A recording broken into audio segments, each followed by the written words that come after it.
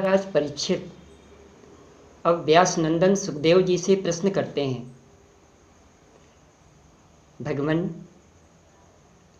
भगवान तो समदर्शी हैं, भेदभाव से रहित हैं, फिर उन्होंने इंद्रादि देवताओं के लिए दैत्यों का वध क्यों किया?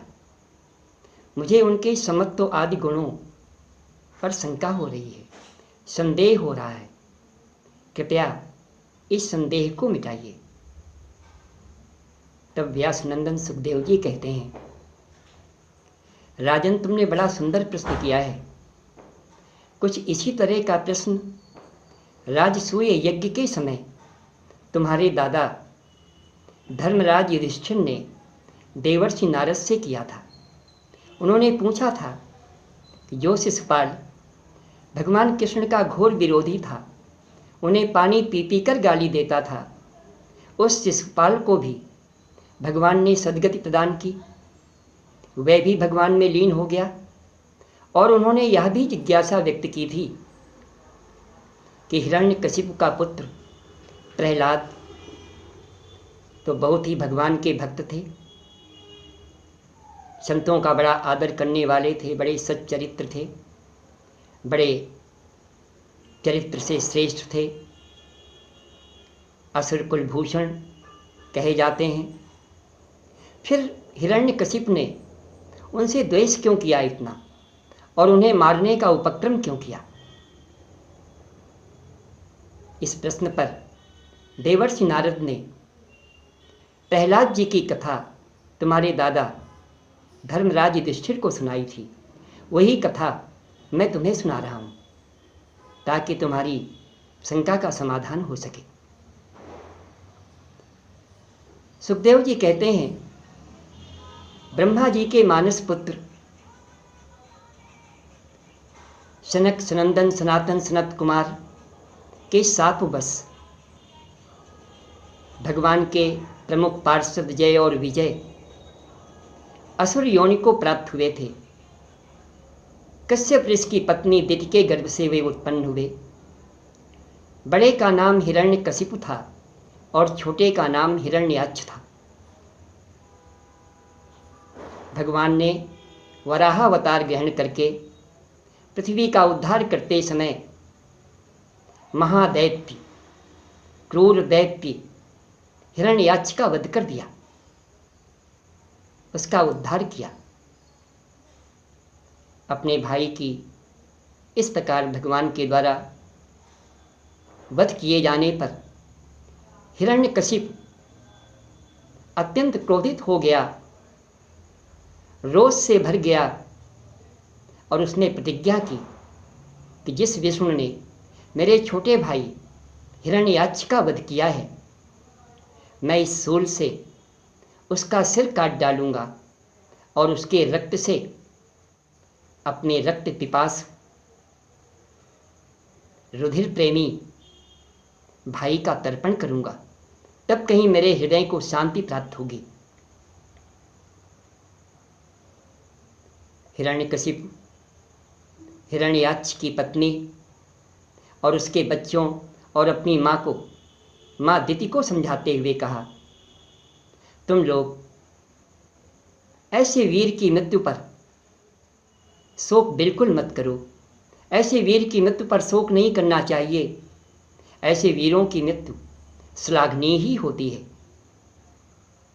उन सबको समझाकर, अपने स्वजनों को समझाकर हिरण्यकशिपु अजर अमर होने की आकांक्षा लेकर, लालसा लेकर ब्रह्मा जी की तपस्या करने के लिए मंदराचल पर्वत पर चला आया।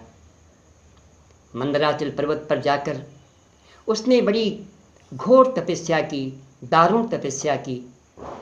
अपने हाथ ऊपर उठाकर, पैरों के अंगूठे के बल खड़ा होकर पृथ्वी पर अंगूठे के बल खड़ा होकर उसने उग्र तपस्या की। बहुत समय तक घनघोर तपस्या करने के पश्चात उसकी तपाग्नि से सभी लोक जलने लगे। उसकी तपोमयी आग से स्वर्ग के देवता भी जलने लगे। घबरा करके वे ब्रह्मा जी के पास गए। उन्होंने कहा, इससे पहले कि सब कुछ नष्ट हो जाए, इस ज्वाला को शांत कीजिए।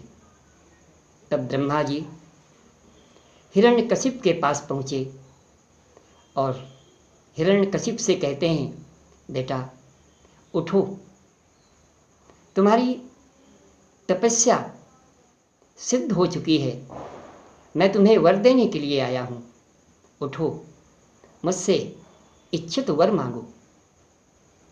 हिरण्यकशिपु ने ब्रह्मा जी को प्रणाम किया, उनकी स्तुति की और बोला, यदि आप मुझे अभीष्ट वर देना चाहते हैं तो मुझे ऐसा वरदान दीजिए कि आपके बनाए हुए किसी भी प्राणी, चाहे वो मनुष्य हो, देव हो, दानव हो, पशु हो, किसी से भी मेरी मृत्यु ना हो। अंदर बाहर, जल में, थल में, आकाश में, दिन में, रात में, कहीं भी मेरी मृत्यु ना हो।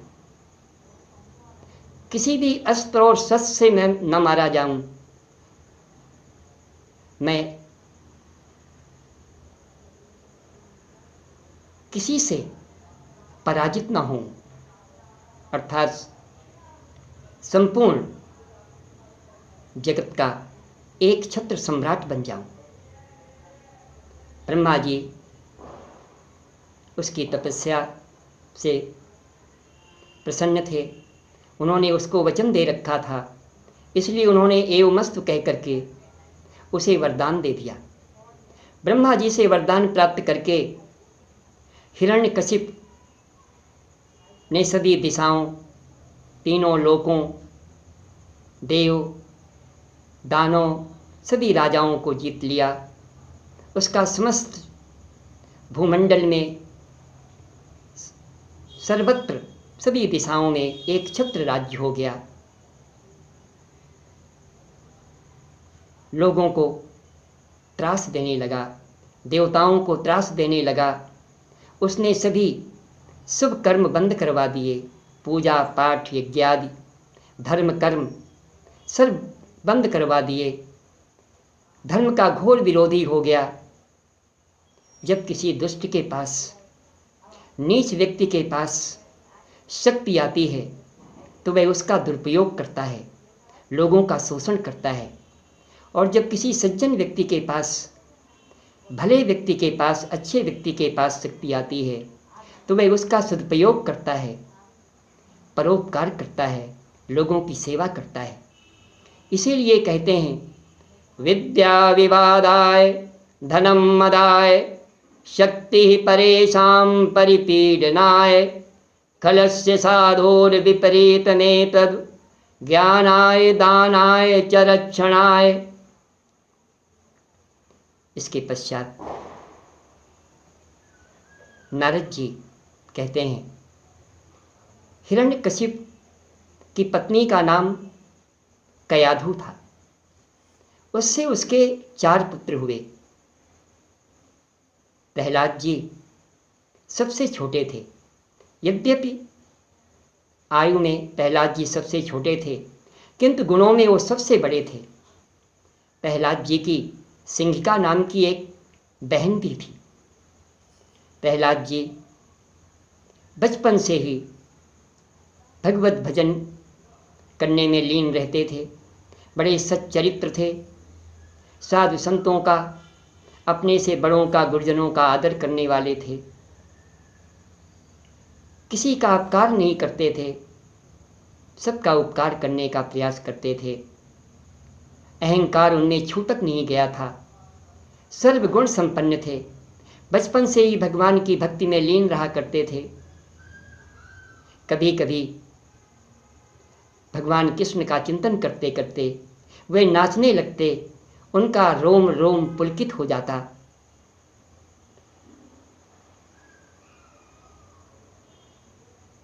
प्रहलाद और सभी दैत्य पुत्रों को दैत्य कुल के गुरु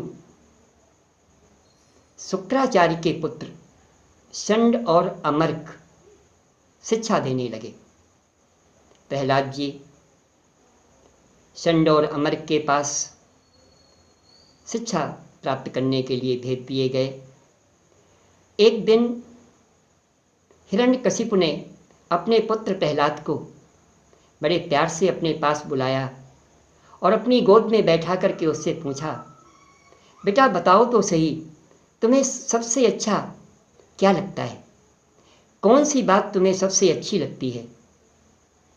तब प्रहलाद जी कहते हैं, हित्वात्मपातं गृहमंदकूपम वनम गतो यद्धरिमाश्रयेत। पिताजी, अधा पतन का मूल कारण अंधेरे कुएं के समान इस घर को छोड़कर वन में जाकर अर्थात एकांत में जाकर भगवान श्री हरि की पूजा करना, भजन करना, चिंतन करना, ध्यान करना, यही मुझे सबसे अच्छी बात लगती है। यह सुनकर हिरण्यकशिपु ठहाका मारकर हंसा। जोर से हंसते हुए बोला, लगता है किसी ने मेरे पुत्र को बहका दिया है। उसने गुरुपुत्रों को निर्देश देते हुए कहा, अब ठीक से इस बालक की देख रेख रखी जाए ताकि अब कोई इसकी बुद्धि को बहका न सके।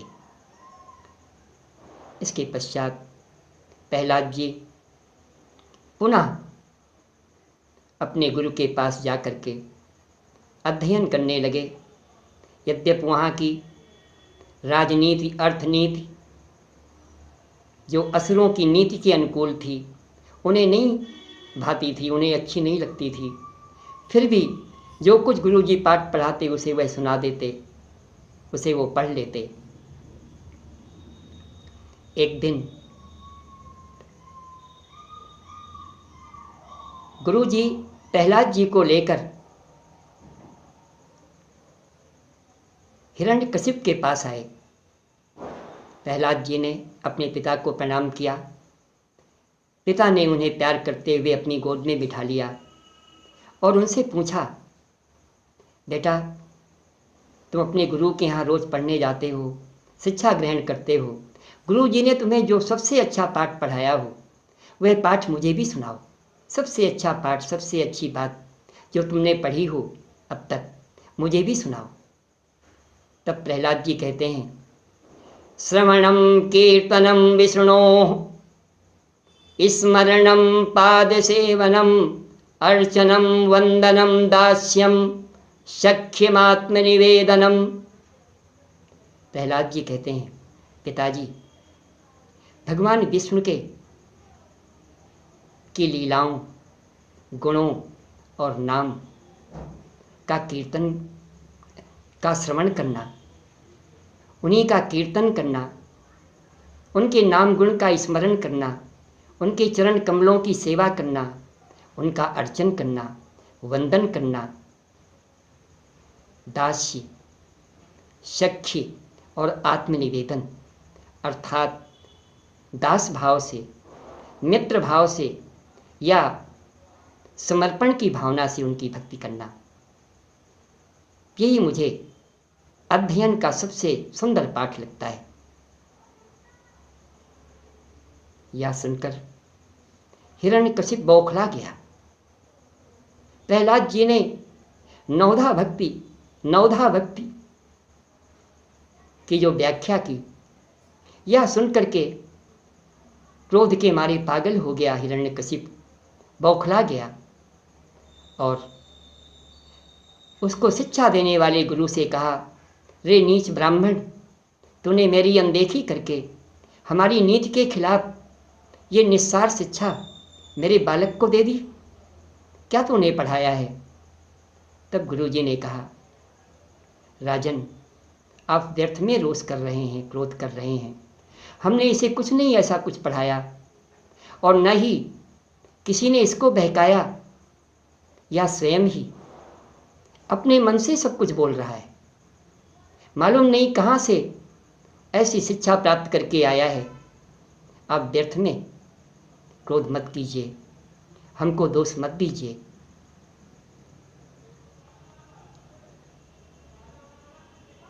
हिरण्यकशिपु ने प्रहलाद से पूछा, रे बालक, अगर तूने गुरुमुख से ऐसी शिक्षा प्राप्त नहीं की तो बोल, किसने तुझे ऐसी खोटी शिक्षा दी है?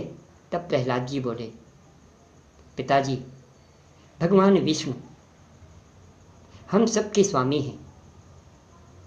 जो व्यक्ति, जो भक्त उनके चरण कमलों का सानिध्य प्राप्त कर लेता है, उनके चरण कमलों का स्पर्श पा लेता है, उसे फिर किसी को कुछ बताने की आवश्यकता नहीं रह जाती। उनको जानने के बाद सब कुछ स्वतः, सारा ज्ञान स्वतः प्राप्त हो जाता है। अपने सामने अपने शत्रु विष्णु की प्रशंसा सुन करके हिरण्यकशिप बौखला गया और उसने दैत्यों को आदेश दे दिया, जैसे भी हो इस बालक को मार डालो, यह मरने योग्य है। या पुत्र के रूप में मेरा कोई शत्रु आया है, या विश्वास के योग्य बिल्कुल नहीं है, इसका वध ही समीचीन है, इसका वध ही करना उचित है। दैत्य प्रहलाद पर टूट पड़े, शूल से प्रहार करने लगे, लेकिन दैत्यों के शूल प्रहलाद जी के लिए फूल बन जाते, जरा भी उनके शरीर में असर नहीं हुआ। उन्हें विकराल बड़े बड़े हाथियों के झुंड से के नीचे डाल दिया गया, बड़े बड़े विषैले सर्पों से डसवाया गया, बड़ी बड़ी पर्वत चोटियों से नीचे गिराया गया, काल कोठरी में डाल दिया गया, उनका खाना पीना बंद कर दिया गया। लेकिन इस सब से प्रहलाद जी सर्वथा अप्रभावित रहे। उनका बाल बांका भी न हो सका, कोई उनका बाल बांका भी न कर सका। जाको राखे साइयां मारी सके ना कोई। जब प्रहलाद जी का बाल बांका तक नहीं हुआ तो हिरण्यकशिप परेशान हो गया, चिंतित हो गया। तब गुरुपुत्रों ने एकांत में ले जा करके हिरण्यकशिप को समझाया है कि आप चिंता मत कीजिए, हम एक बार और प्रयास करते हैं, कदाचित ये सुधर जाए। फिर पढ़ाने के लिए ले गए प्रहलाद जी को। बड़ी ही सावधानी के साथ प्रहलाद जी को पढ़ाने लगे, साम दाम दंड भेद अपना करके। एक बार कार्यवश गुरुजी कहीं बाहर चले गए। सभी दैत्य बालक खेलने को उत्सुक थे, लेकिन प्रहलाद जी ने सभी दैत्य बालकों को अपने पास बुलाया प्रेम से और बोले, खेलने में कुछ नहीं रखा। उन्हें भगवत भक्ति का उपदेश करने लगे। प्रहलाद जी दैत्य बालकों को उपदेश देते हुए कहते हैं, यह मानव तन बड़ा दुर्लभ है, मानव शरीर बड़े भाग्य से मिलता है, किंतु यह कब समाप्त हो जाए कोई नहीं जानता। इसलिए जवानी या बुढ़ापे की प्रतीक्षा नहीं करना चाहिए, बल्कि बचपन में ही भगवान की प्राप्ति का उपाय कर लेना चाहिए। रही बात सुख दुख की, तो सुख और दुख तो प्रारब्ध के अनुसार हर व्यक्ति को मिलते हैं।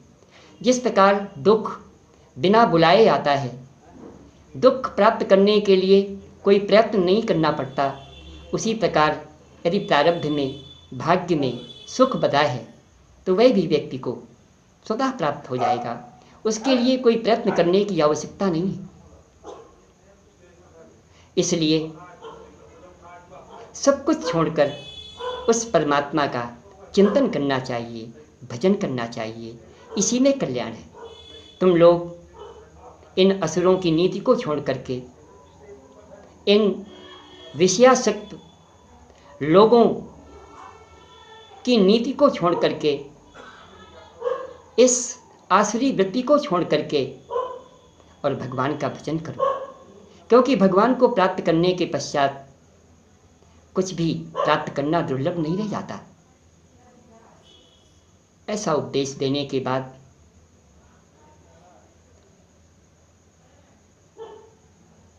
उन्होंने, प्रहलाद जी ने ये कहा कि यह शिक्षा या भगवत भक्ति का संदेश मुझे देवर्षि नारद से बहुत पहले मिल चुका है।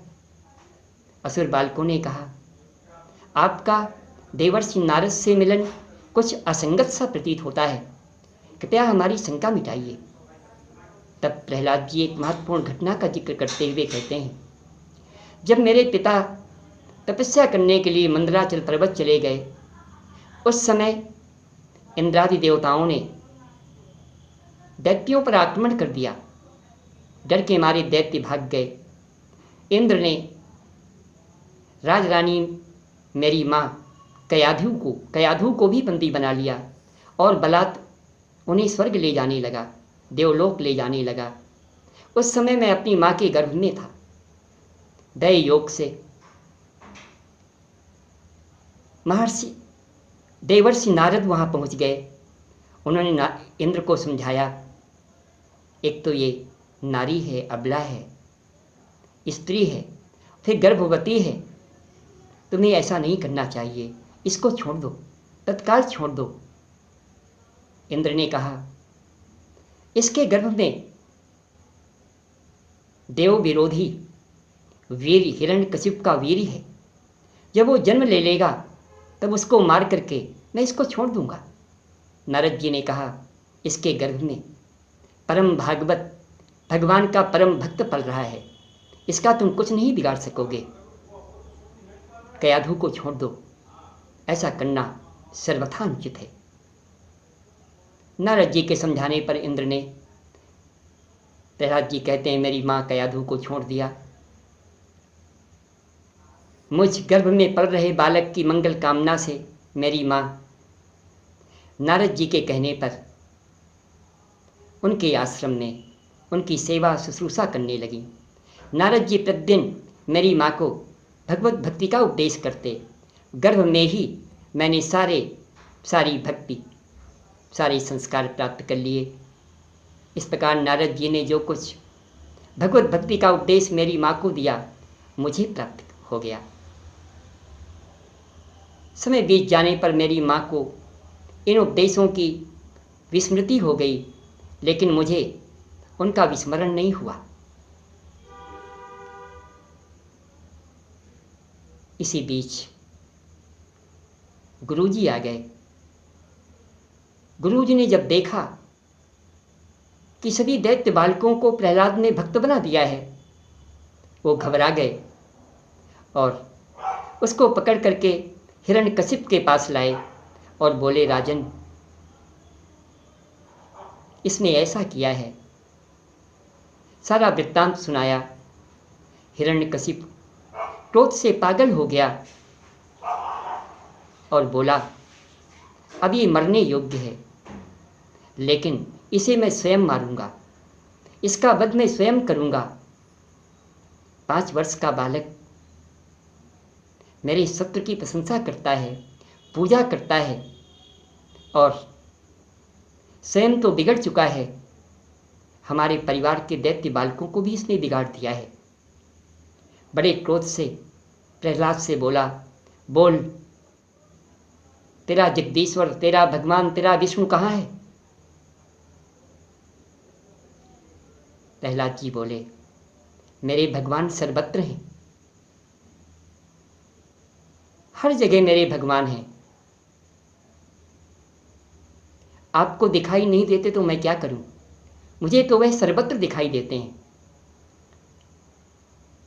क्रोध से दहाड़ करके हिरण्यकशिप कहता है, क्वासौ यदि स सर्वत्र कस्मात् स्तंभे न दृश्यते। अगर वह सर्वत्र है तो इस खंभे में क्यों नहीं दिखाई देता? क्या इस खंभे में भी है? प्रहलाद जी कहते हैं, वह सर्वत्र है, इस खंभे में भी है। क्रोध से भयंकर प्रहार किया खंभे में, जोर की गर्जना हुई और उस खंभे से भगवान नृसिंह प्रकट हो गए। ऐसा लगा मानो ब्रह्मांड ही फट जाएगा, पृथ्वी में कंपन होने लगा। भगवान का स्वरूप बड़ा ही भयानक था उस समय। आधा रूप उनका सिंह का, आधा मानव का, विकराल बड़ी बड़ी लाल आँखें,